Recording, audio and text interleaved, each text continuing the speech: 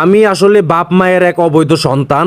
আমার বাপ মায়ে আমার জন্ম দেয়া খুব বিপদে আছে, খুব পেরেশানিতে আছে, কিন্তু আমার এটি বলে না, আমার কইতে চায় না, কিন্তু আমি বুঝি, আমি মাঝে মাঝে বুঝি যে তারা খুবই পেরেশানিতে আছে আমারে নিয়া। একটা উদাহরণ দেই আপনাকে, সেটা হইতাছে এই যে দেখেন, আমি আমারে কিন্তু সবসময় ম্যাক্সিমাম টাইম আমার সাথে পাবেন, বৃষ্টির মধ্যে আমি ভিজতাছি, জিনিস মিনিস দেখায় অডিয়েন্সদের পাগল বানানোর জন্য। একটু পরে দিব আমি এটা ভিডিও স্বরূপ, প্রমাণ স্বরূপ আমি আপনাকে দেখাবো, আপনিও যেন একটু হাইপার হইয়া যান দেখা।